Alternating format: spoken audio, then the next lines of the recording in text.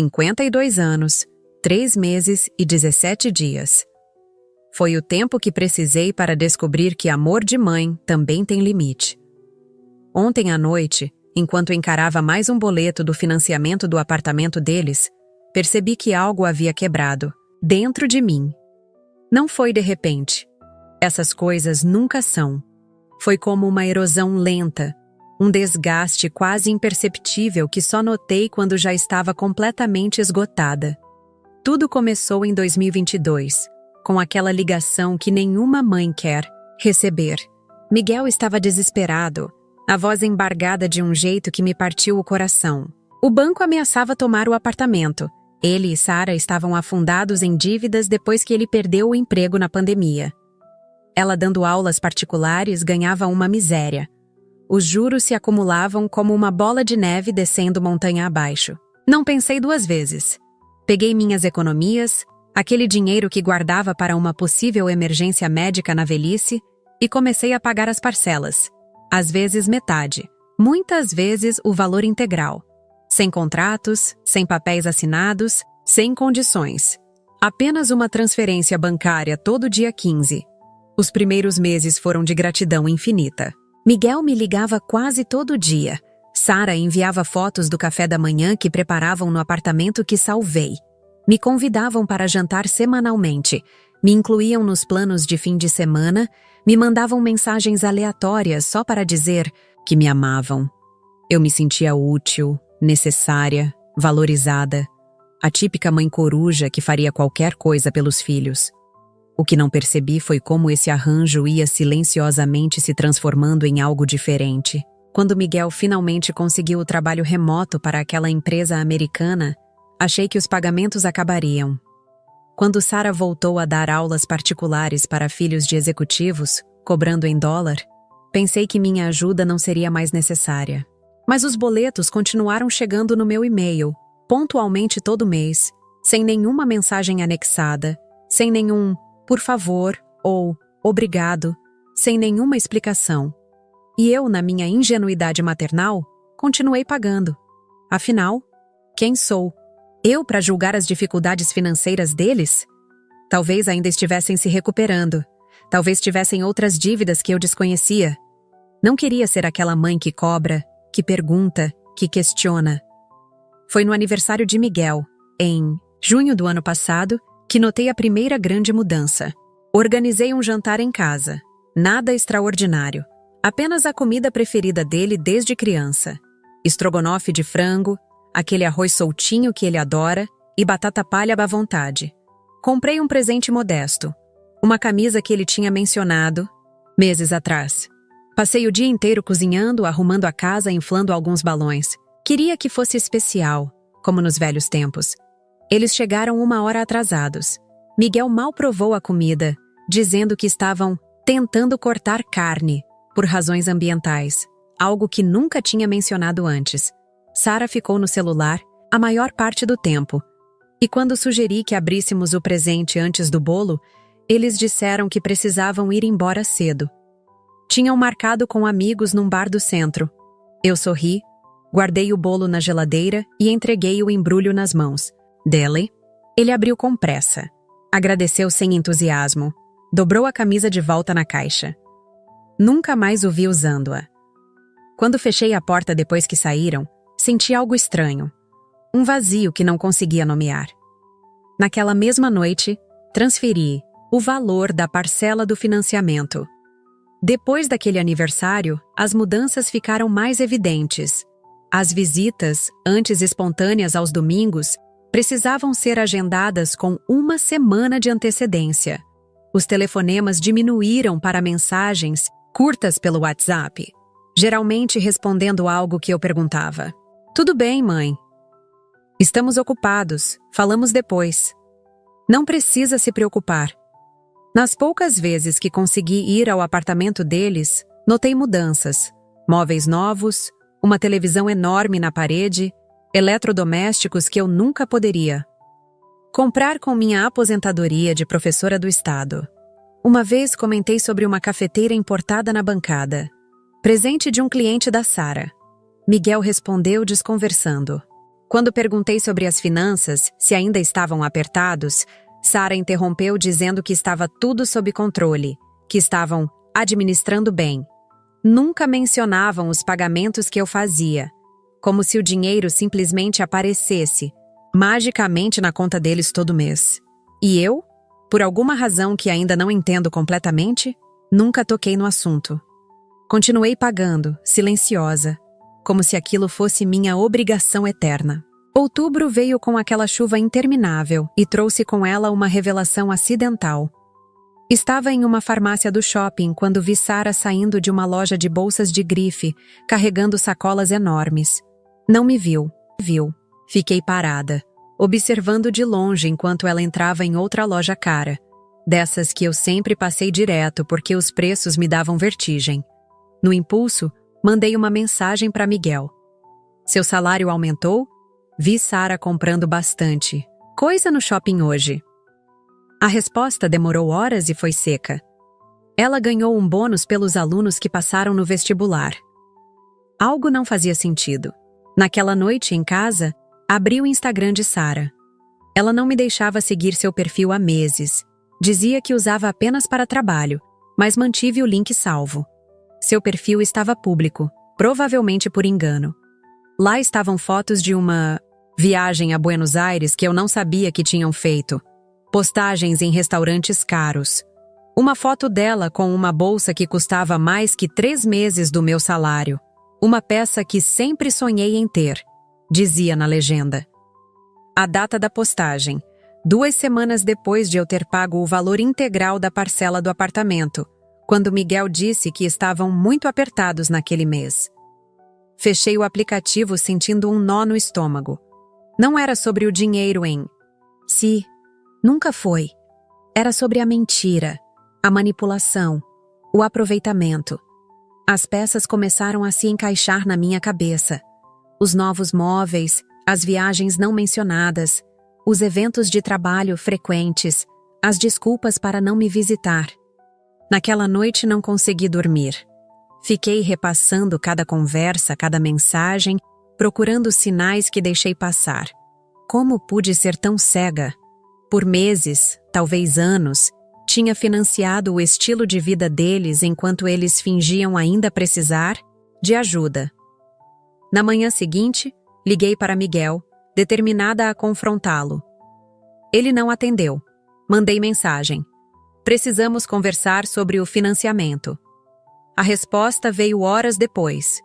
Estou em reunião, falamos depois. O depois, não. Veio naquele dia, nem no outro. Foi só na semana seguinte que consegui falar com ele, por telefone. Tentei ser direta. Ainda preciso continuar ajudando com as parcelas do apartamento? Houve um silêncio desconfortável, seguido de um suspiro. Olha, mãe, as coisas ainda estão meio apertadas. Sabe como é? O salário aumentou, mas os gastos também. Se não fosse muito incômodo, se pudesse continuar ajudando mais um tempinho. Meu coração afundou. Mesmo confrontado, ele mantinha a farsa.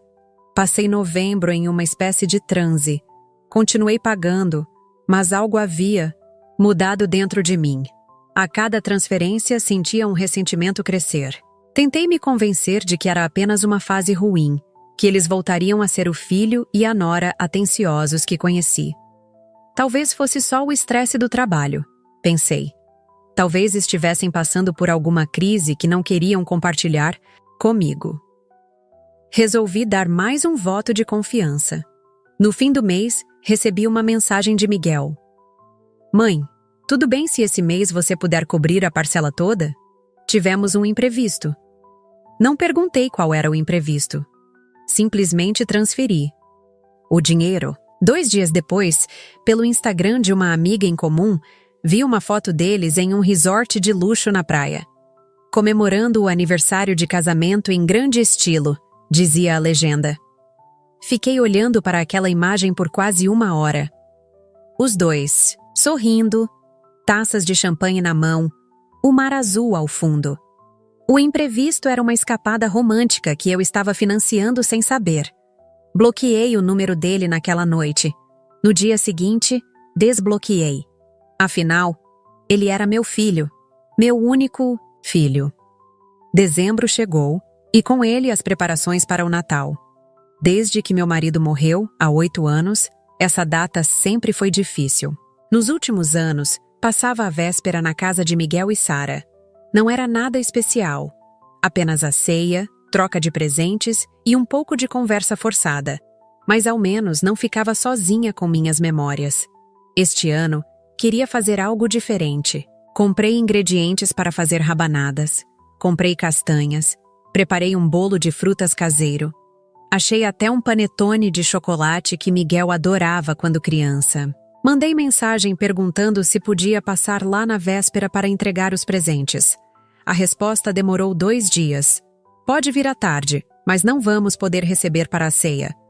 Estranhei, mas não questionei. Na tarde do dia 24, dirigi até o apartamento deles carregando sacolas de comida e presentes embrulhados com cuidado.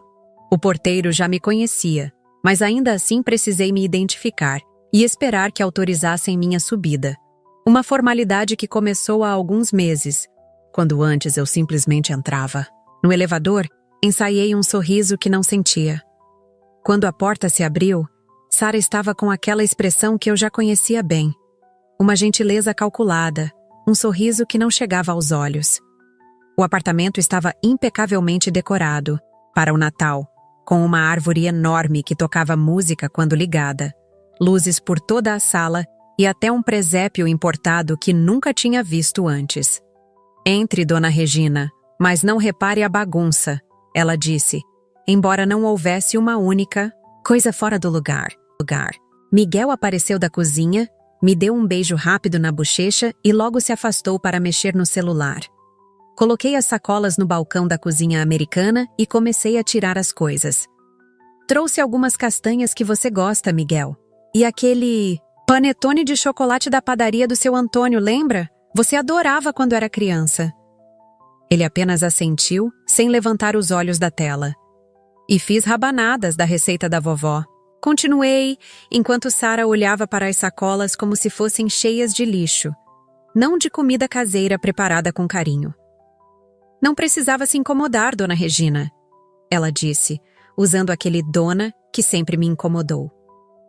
Temos apenas 15 anos de diferença, e desde o começo pedi que me chamasse pelo nome. O dona era uma barreira, uma forma de manter distância. Ficamos naquela sala por 20 minutos exatos, eu tentando puxar assunto, eles respondendo com monossílabos. Perguntei sobre o trabalho, sobre os planos para o ano novo, sobre um filme que tinha visto no cinema. Nada gerava uma conversa real. Quando ofereci o bolo para comermos juntos, Sara olhou para o relógio e disse que tinham um compromisso. Precisamos nos arrumar, sabe como é. Foi então que ela me chamou para o canto da sala, longe de Miguel que fingia não estar prestando atenção. Com aquela formalidade irritante, aquele tom de quem fala com uma criança ou um idoso senil, ela disse: Dona Regina, este ano pensamos em passar o Natal só nós dois, em paz. Sabe como é? Ano corrido, muita coisa acontecendo. Foi o em paz que me atingiu como um tapa. Como se minha presença fosse o oposto de paz. Como se eu fosse uma perturbação, um incômodo a ser evitado na noite de Natal. Sorri, porque não sabia o que mais fazer. Recolhi minhas coisas, deixei os presentes embaixo da árvore e me despedi. Miguel me acompanhou até a porta, ainda mexendo no celular. Se cuida, mãe, ele disse, como se estivesse falando com uma colega de trabalho que não veria por muito tempo. Dirigi para casa em piloto automático, com aquele em paz ecoando na minha cabeça. Lembrei de todos os natais que passei cozinhando. Para Miguel, embrulhando presentes até tarde da noite, economizando o ano inteiro para comprar aquele videogame que ele tanto queria. Lembrei de quando ele era pequeno e ficava acordado até tarde, tentando ouvir o Papai Noel. Lembrei do primeiro Natal depois que meu marido morreu, quando Miguel e sua então namorada Sara fizeram questão de vir me buscar para passar a noite com eles, porque ninguém deveria ficar sozinho no Natal. E agora, eles queriam paz. Paz de mim. Cheguei em casa, deixei as sacolas na cozinha e me sentei à mesa. O boleto do financiamento estava ali, como sempre, esperando por mim. Era dia 24, eu sempre pagava antes do Natal, uma espécie de presente não reconhecido. Olhei para aquele papel por um longo tempo. Peguei meu celular, olhei o saldo da conta. O dinheiro estava lá, como sempre. Bastava alguns cliques e a parcela estaria paga, como nos últimos 3 anos. Mas dessa vez, algo estava diferente. Eu estava diferente. Guardei o celular, peguei o boleto e o coloquei na gaveta. Pela primeira vez em 3 anos, decidi não pagar. Não foi uma decisão calculada ou vingativa. Foi quase como um instinto de autopreservação, como respirar depois de estar muito tempo embaixo d'água. Na manhã seguinte, acordei com uma sensação estranha. Um misto de culpa e alívio. Era Natal, eu estava sozinha e havia um boleto não pago na minha gaveta. Passei o dia assistindo filmes antigos na televisão, comendo as rabanadas que tinha feito, tentando não pensar no telefone que não tocava. Nenhuma mensagem de feliz. Natal veio. Foi só no dia 26, quando a parcela já estava oficialmente atrasada, que Miguel me ligou. Atendi no terceiro toque com o coração acelerado. Oi, mãe, tudo bem? A voz dele estava tensa, formal. Tudo, filho. Como foi o Natal? Perguntei, fingindo normalidade. Houve uma pausa desconfortável. Foi bom. Escuta, só liguei pra saber se está tudo bem com você. É que a parcela do apartamento. Não vi o pagamento cair na conta. Ali estava, finalmente. Não era preocupação comigo. Era o dinheiro. Senti uma tristeza profunda se instalar no meu peito. Ah, o pagamento. Falei, tentando manter a voz calma. Pois é, filho, esse mês está um pouco apertado para mim. Não era verdade. Tinha o dinheiro, como sempre tive. Mas algo dentro de mim precisava daquela pequena mentira. Precisava ver a reação dele. O silêncio do outro lado da linha foi ensurdecedor. Depois de alguns segundos, ele pigarreou. Entendo. Mas é que... Sabe como é? Contamos com essa ajuda. Sua voz tinha uma nota de pânico mal disfarçada. Acho que vamos ter que pagar juros agora. Foi como se uma comporta se abrisse dentro de mim. 3 anos de pagamentos, 3 anos de afastamento gradual, 3 anos sendo usada. E agora, no primeiro momento em que não cumpri com o acordo, a preocupação era com os juros. Não comigo, não com o fato de que passei o Natal sozinha, não com nada além do dinheiro que deixei de transferir. Miguel! Comecei, surpresa com a firmeza da minha própria voz. Quanto você ganha atualmente? Outra pausa longa. Por quê? Quer saber isso agora, mãe? A defensiva na voz dele era evidente. Porque faz 3 anos que pago o apartamento de vocês e nem sei mais se realmente precisam dessa ajuda. Ouvi um suspiro irritado do outro lado da linha. Olha, mãe, nossas finanças são complicadas, ok? Temos muitas despesas que você não entenderia. Aquela frase, que você não entenderia, caiu como ácido. Como se eu fosse incapaz de compreender algo tão básico quanto despesas domésticas. Eu, que criei ele sozinha depois que seu pai morreu. Eu, que administrei uma casa com um salário de professora por décadas. Que tipo de despesas, filho? Viagens internacionais? Bolsas de marca? Restaurantes caros? Minha voz continuava calma, mas as palavras saíam afiadas. Houve um silêncio pesado antes dele responder. Você anda me espionando? Olhando nossas redes sociais? A indignação na voz dele me pegou de surpresa. Não era culpa ou vergonha, era raiva por ter sido descoberto. Não estou espionando ninguém, Miguel. O Instagram da Sara estava público, e vocês não fazem muito esforço para esconder o estilo de vida que levam às minhas custas. Ele riu, uma risada seca e sem humor. Às suas custas? Mãe, por favor.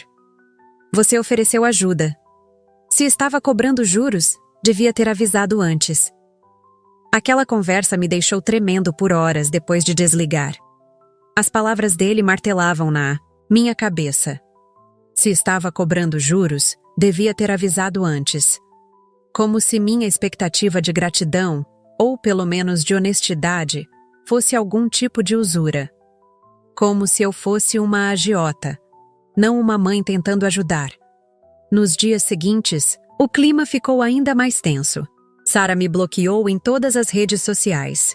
Miguel enviava mensagens curtas e formais, sempre trazendo a conversa de volta para o dinheiro. Só queria saber se consegue ajudar com alguma coisa esse mês. Nenhuma pergunta sobre como eu estava, nenhum convite para visitá-los, nenhuma preocupação real. Apenas a obsessão com os pagamentos que pararam de chegar. Uma semana depois daquela ligação, recebi um e-mail dele com um link para um aplicativo de controle financeiro. Para você entender melhor como funcionam nossas finanças, dizia a mensagem. Abri o link e encontrei uma planilha detalhada com gastos meticulosamente categorizados. Aluguel, alimentação, transporte, lazer. Tudo perfeitamente organizado para mostrar como eles precisavam da minha ajuda apesar dos salários consideráveis que ambos recebiam agora. O problema é que os números não fechavam. Se somasse os 2 salários e subtraísse todas as despesas listadas, ainda sobrava dinheiro suficiente para pagar o financiamento tranquilamente. E isso sem contar que várias despesas estavam claramente inflacionadas. O valor do supermercado era 3 vezes o que eu gastava morando sozinha. O valor de transporte incluía gasolina para 2 carros, quando eu sabia que eles tinham apenas um. Havia uma categoria chamada investimentos essenciais, com um valor altíssimo, sem nenhuma explicação do que seriam esses investimentos. Era uma tentativa desajeitada de me convencer que, apesar de toda a aparência de prosperidade, eles ainda eram um casal lutando para sobreviver, necessitando desesperadamente da ajuda financeira da mãe idosa. A manipulação era tão óbvia, tão descarada, que senti vergonha, não por mim, mas por ele, por meu filho ter se tornado esse tipo de pessoa. Fechei o aplicativo sem responder ao e-mail. No dia seguinte, ele mandou mensagem. Viu a planilha que enviei?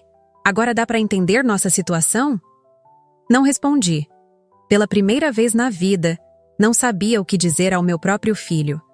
Janeiro chegou frio e úmido, com aquela chuva fina que parece penetrar na pele. Meu celular permanecia silencioso a maior parte do tempo, exceto pelas notificações do banco alertando sobre um novo boleto do financiamento disponível.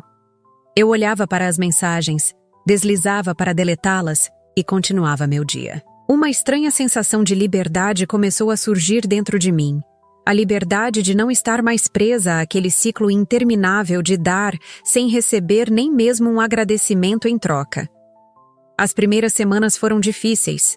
Acordava numa meio da noite pensando em Miguel, imaginando se tinha feito a coisa certa.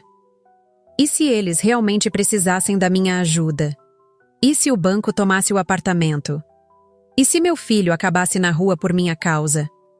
Essas perguntas me atormentavam nas horas mais escuras da madrugada. Mas quando amanhecia e eu verificava meu celular, vendo as notificações do Instagram que Miguel não tinha me bloqueado por esquecimento, fotos dele e Sara em mais um restaurante caro, mais uma viagem de fim de semana, mais uma compra de luxo, a culpa se dissolvia rapidamente. No final de janeiro, o telefone tocou. Era um número desconhecido. Atendi por curiosidade e ouvi a voz formal de um homem se identificando como advogado de Miguel e Sara. Fiquei em choque enquanto ele explicava, em termos jurídicos complexos, que meu filho e minha nora estavam solicitando a regularização dos pagamentos acordados referentes ao financiamento imobiliário.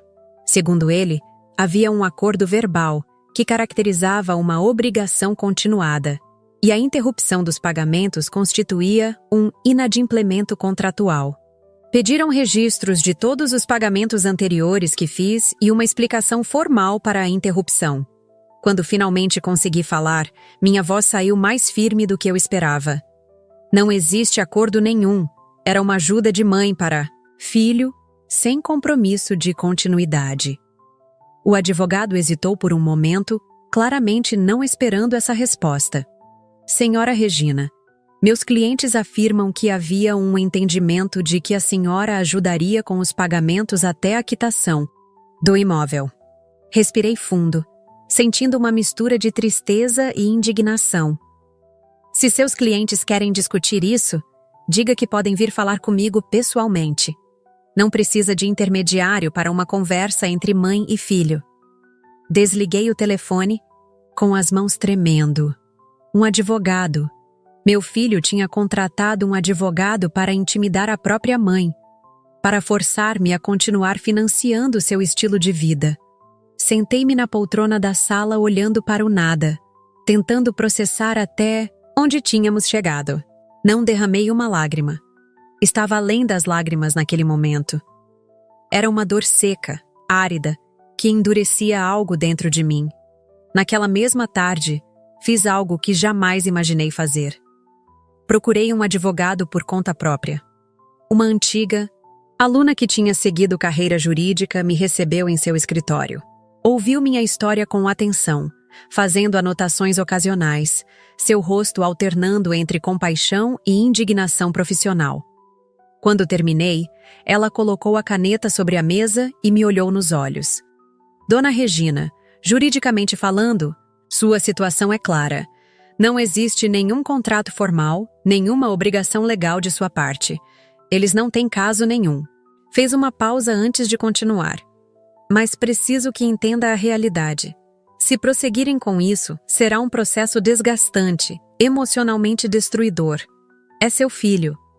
Essas últimas palavras, é seu filho, ecoaram em minha mente, durante todo o caminho de volta para casa. Sim, era meu filho. O menino que segurei nos braços minutos após nascer, que ensinei a andar, a ler, a ser um homem de bem. O menino que chorou no meu colo quando o pai morreu, que me dizia que eu era sua heroína quando era pequeno. Como chegamos a esse ponto? Como aquele menino doce se transformou no tipo de homem que contrata um advogado contra a própria mãe por dinheiro? Não conseguia encontrar respostas, apenas perguntas que doíam cada vez mais. Quando cheguei em casa, havia uma mensagem de Miguel no celular. O Dr. Paulo falou com você? Espero que entenda a seriedade da situação. Nenhuma explicação, nenhum pedido de desculpas por envolver advogados, nenhum sinal de remorso ou hesitação, apenas a pressão fria e calculada, como se eu fosse uma devedora qualquer, não a mulher que o trouxe ao mundo. Não respondi. Em vez disso, bloqueei seu número. Pela primeira vez, não me senti culpada por isso. Fevereiro trouxe uma carta, oficial do escritório de advocacia, entregue em mãos por um motoboy que exigiu minha assinatura no recebimento. O envelope pesado continha uma notificação extrajudicial detalhando a quebra de acordo verbal e solicitando o imediato restabelecimento dos pagamentos mensais, acrescidos de juros e correção monetária pelos meses em atraso. Junto havia cópias de todos os comprovantes de transferência que fiz nos últimos 3 anos. Cada centavo meticulosamente documentado por eles. Cada ajuda transformada em prova contra mim. Guardei a carta na gaveta sem responder. 2 dias. Depois, recebi uma ligação da minha antiga aluna advogada. Dona Regina, eles estão preparando uma ação judicial. Precisamos conversar.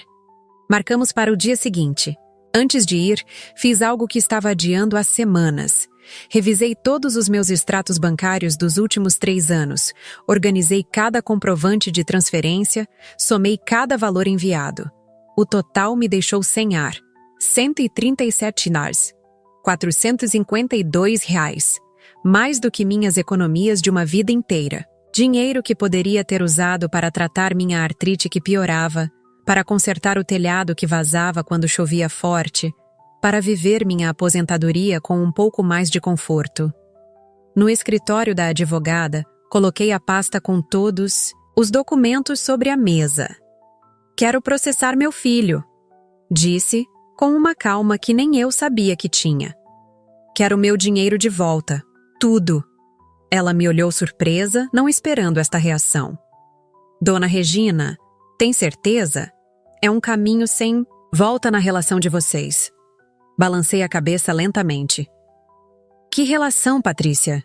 Já não existe relação. Existe apenas um parasita sugando o que resta dos meus recursos e uma velha idiota que demorou demais para perceber. Minha voz não tremeu uma única vez.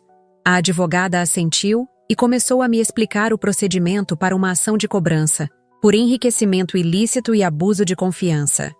Enquanto ela falava sobre prazos, provas e possíveis desdobramentos, senti uma estranha sensação de paz me envolvendo. Não era raiva ou vingança que me movia. Era simplesmente a necessidade de justiça, de equilíbrio restaurado. Quando saí do escritório naquela tarde, o céu estava absurdamente azul, sem uma única nuvem. Respirei fundo, sentindo o peso de 3 anos saindo dos meus ombros. Pela primeira vez em muito tempo, não me senti uma vítima. A notícia da minha contraação chegou a Miguel como um raio em dia de sol. No dia seguinte à notificação oficial, recebi uma ligação de um número desconhecido. Era Sara, pela primeira vez em meses, falando diretamente comigo. Sua voz oscilava entre a raiva e a incredulidade. Como a senhora pode fazer isso com seu próprio filho? Depois de tudo que fizemos por você? Aquele tudo que fizemos por você me atingiu como uma bofetada. O que exatamente eles tinham feito? Por mim nos últimos anos, além de tolerar minha presença ocasionalmente em troca de dinheiro? O que vocês fizeram por mim, Sara? Perguntei calmamente. Ela ficou em silêncio por alguns segundos, claramente não esperando essa pergunta direta. Nós sempre incluímos você nas nossas vidas, respondeu finalmente, a voz menos confiante. Nos feriados, em ocasiões especiais. Ri, não consegui evitar. Uma risada seca, sem humor. Vocês me incluíram quando era conveniente, quando não atrapalhava, quando precisavam do meu dinheiro. E mesmo assim, com aquela condescendência, como se estivessem fazendo um favor à velha solitária. O silêncio do outro lado da linha foi longo desta vez. Quando Sara falou novamente, sua voz tinha mudado, o tom arrogante substituído por algo próximo ao desespero. A senhora não entende. Se esse processo for adiante, vamos perder tudo. Não temos como devolver esse dinheiro agora. Está tudo investido, comprometido. Então era isso. Eles realmente não tinham o dinheiro. Tinham gasto tudo em seu estilo de vida inflacionado, em viagens, em roupas de marca, em restaurantes caros. Tinham literalmente comido, bebido e vestido meu dinheiro, enquanto me mantinham, à distância como uma credora inconveniente. Deviam ter pensado nisso antes de contratar um advogado contra mim. Respondi simplesmente. Agora é tarde demais. Sara começou a chorar, um choro que soava ensaiado demais para ser sincero. Por favor, dona Regina. Por favor. Podemos conversar, resolver isso em família. O Miguel está desesperado, não está dormindo direito. E fechei os olhos, sentindo uma pontada de dor. Meu filho, desesperado. Parte de mim ainda se importava, ainda queria protegê-lo. Mas então lembrei-me do advogado, das ameaças, dos anos de manipulação. Diga ao Miguel que fale com meu advogado. É tarde demais para conversas em família. Março chegou com suas chuvas torrenciais, inundando ruas e lavando a cidade.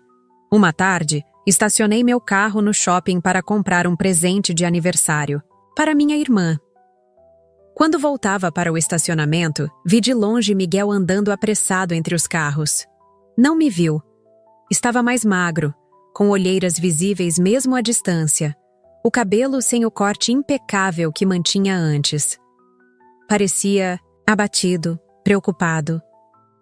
Por um instante, meu coração de mãe apertou. Quase chamei seu nome. Quase corri até ele.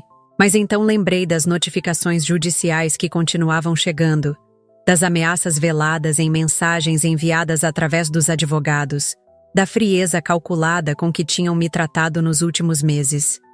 Me escondi atrás de uma coluna e deixei que ele passasse sem me ver. Naquela noite, não consegui dormir direito. Sonhei com Miguel criança, correndo pela casa com seus carrinhos, pedindo colo depois de um pesadelo, dizendo que eu era a melhor mãe do mundo, quando lhe servia seu chocolate quente favorito nas manhãs de inverno. Acordei com o rosto molhado de lágrimas, sentindo uma dor profunda no peito. Era o luto por um filho que ainda estava vivo, mas que havia se tornado um estranho. Durante o café da manhã, recebi um e-mail da advogada. A audiência de conciliação havia sido marcada para dali a 2 semanas. Era a última chance de resolvermos tudo sem um processo longo e desgastante. Parte de mim secretamente esperava que Miguel aparecesse pessoalmente, que olhasse nos meus olhos, que pedisse desculpas, que mostrasse algum sinal do menino que criei. Talvez fosse apenas uma fase ruim, talvez ele estivesse sob influência de Sara. Talvez houvesse uma explicação que fizesse sentido de tudo isso. Mas outra parte, a parte que tinha sido machucada vezes demais, sabia que era improvável. Que o filho que conheci tinha se transformado em alguém que eu não reconhecia. Mas os dias que antecederam a audiência foram de uma calma estranha.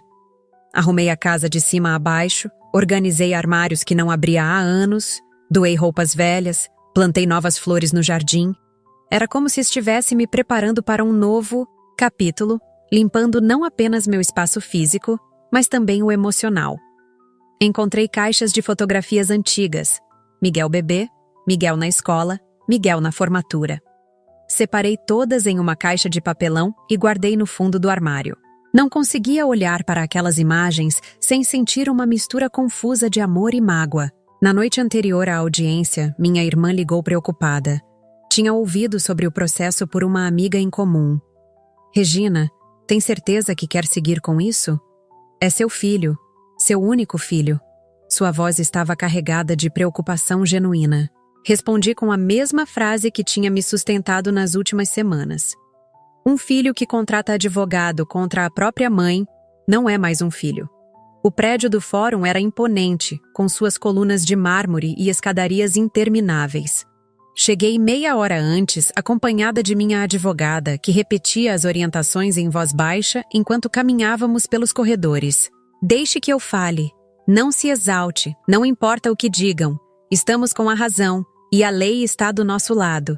Assenti mecanicamente, mais preocupada em controlar minha respiração do que em ouvir instruções que já conhecia. A sala de audiências era menor do que imaginei, com uma mesa oval no centro e cadeiras dispostas ao redor. Sentei-me de um lado, ao lado de Patrícia, e esperei. Pontualmente no horário marcado, a porta se abriu.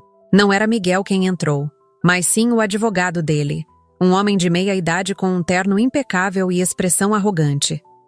Atrás dele vinha Sara, sozinha, sem meu filho. Nossos olhares se cruzaram por um instante. Ela desviou primeiro, sentando-se, do lado oposto da mesa, abrindo sua pasta com gestos nervosos. O requerido não pôde comparecer por motivos de saúde, explicou seu advogado ao juiz que presidia a conciliação, entregando um atestado médico. Minha advogada pegou o documento e examinou com cuidado antes de devolvê-lo. Conveniente, murmurou para mim baixinho. A audiência prosseguiu com formalidades jurídicas, termos técnicos, propostas e contrapropostas. Em determinado momento, o advogado de Miguel sugeriu que eu abrisse mão de parte do valor em troca de um pagamento imediato de 30% e o restante parcelado.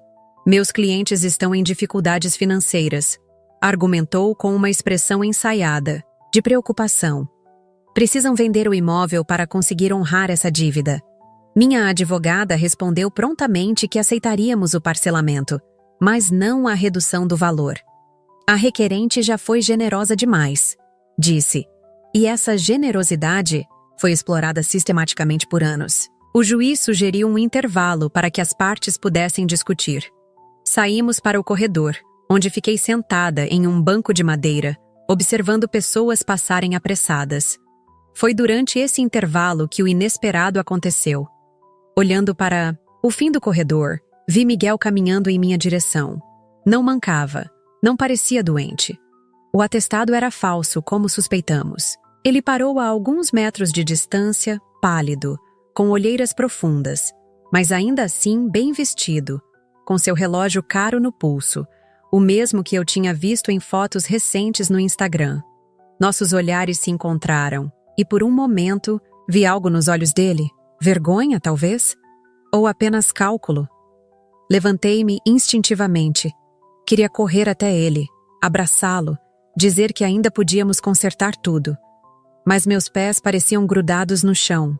Patrícia, minha advogada, colocou uma mão no meu braço, como se adivinhasse meus pensamentos. Deixe que ele venha até você, sussurrou. E foi o que ele fez, devagar, como se caminhasse para a forca. Mãe, disse finalmente quando estava próximo o suficiente para que eu ouvisse sua voz baixa e rouca. Precisamos conversar. Assenti silenciosamente, e Patrícia se afastou discretamente, dando-nos privacidade, embora permanecesse à vista no final do corredor. Miguel passou a tuntadas, mão pelos cabelos, um gesto nervoso que reconheci de sua infância. Isso tudo. Não era para ter chegado a esse ponto. Começou sem me olhar nos olhos.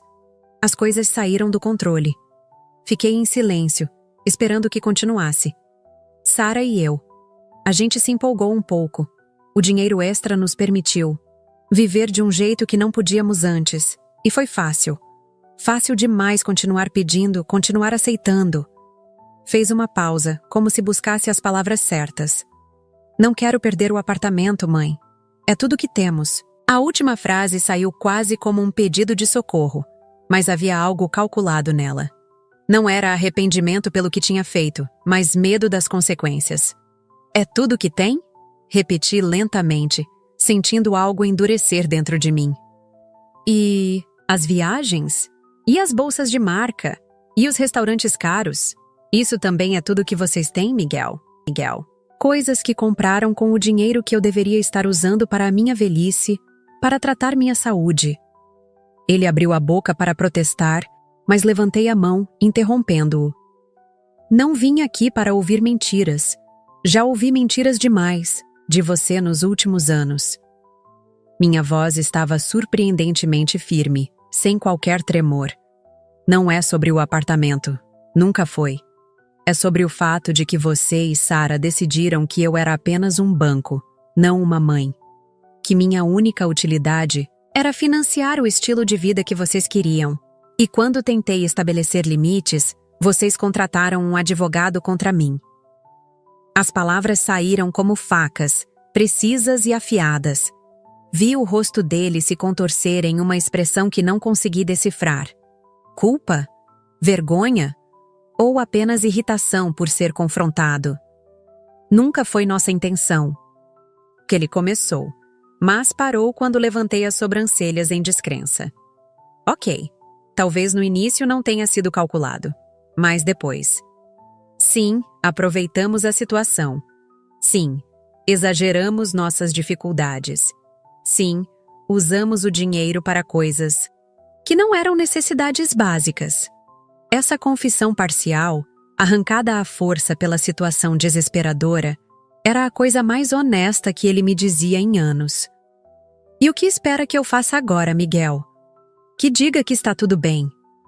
Que perdoe e esqueça os 3 anos de manipulação?